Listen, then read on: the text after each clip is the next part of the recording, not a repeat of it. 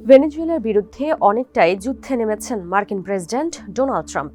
দেশটির president Nicolas মাদুরোর পদত্যাগ দাবি থেকে শুরু করে মাদক চোরাচালানের অভিযোগে নৌযান হামলা, তেলবাহী ট্যাঙ্কার আটক, এমনকি ভেনেজুয়েলা উপকূলে অবরোধ আরোপ, সব মিলিয়ে লাতিন আমেরিকার এই দেশটিকে চাপে রাখতে কোনো কৌশলই বাদ রাখছেন না তিনি।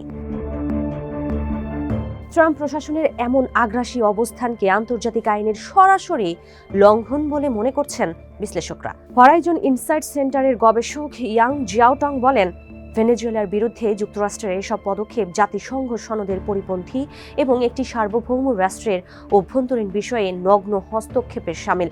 তার মতে, যুক্তরাষ্ট্র ক্রমেই বিশ্বজুড়ে একক আধিপত্য বিস্তারের চেষ্টা করছে।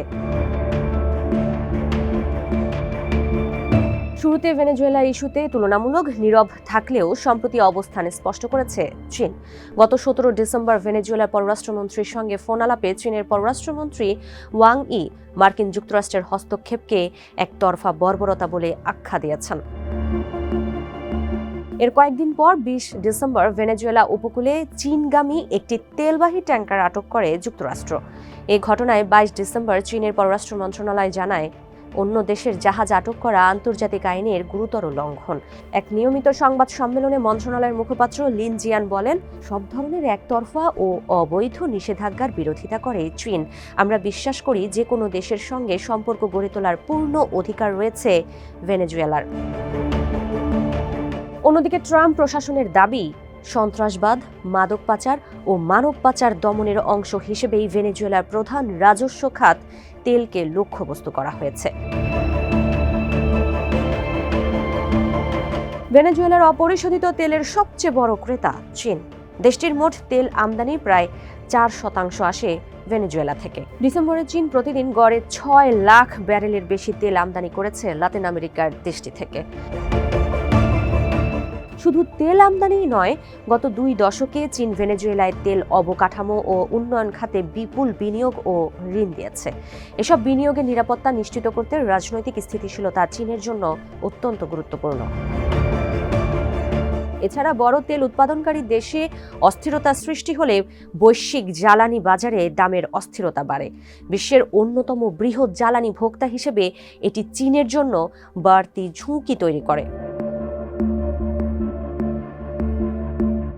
সম্প্রতি প্রকাশিত মার্কিন জাতীয় নিরাপত্তা কৌশলপত্রে ট্রাম্প প্রশাসন জানিয়েছে, যুক্তরাষ্ট্র আর বিশ্বজুড়ে পুলিশের ভূমিকা পালন করবে না, বরং 19 শতকের মনরো ডক্ট্রিনের আদলে আমেরিকা অঞ্চলে নিজেদের প্রভাব জোরদার করবে এবং সেখানে বহিরাগত শক্তির হস্তক্ষেপ সহ্য করা হবে না। যুক্তরাষ্ট্রের এই নীতিকে সন্দেহের চোখে দেখছে বেইজিং। চীনের শঙ্কা, একদিকে যুক্তরাষ্ট্র তাইওয়ান ইস্যুতে হস্তক্ষেপ চালিয়ে যাওয়ার ঘোষণা দিচ্ছে, অন্যদিকে মনরো ডক্ট্রিনের কথা বলছে, যা পরস্পর বিরোধী। বেইজিংয়ের ধারণা, এসব বাগাড়ম্বরপূর্ণ বক্তব্যের আড়ালে যুক্তরাষ্ট্র আসলে বিশ্বকে কৌশলগতভাবে বিভ্রান্ত করতে চাইছে। যুক্তরাষ্ট্র ও ভেনেজুয়েলার মধ্যকার সংঘাতময় পরিস্থিতি থেকে কৌশলগতভাবে লাভবান হতে পারে চীন, এমনটা মনে করছেন হরাইজন ইনসাইটস সেন্টারের গবেষক ইয়াং জিয়াওটং। তিনি মনে করেন, আন্তর্জাতিক আইন ও জাতিসংঘ সনদ লঙ্ঘনের অভিযোগ তুলে যুক্তরাষ্ট্রকে বিশ্বমঞ্চে কোণঠাসা করার সুযোগ পাচ্ছে বেইজিং। একই সঙ্গে নিজেকে আন্তর্জাতিক আইনের রক্ষক হিসেবে প্রতিষ্ঠার চেষ্টা করছে দেশটি।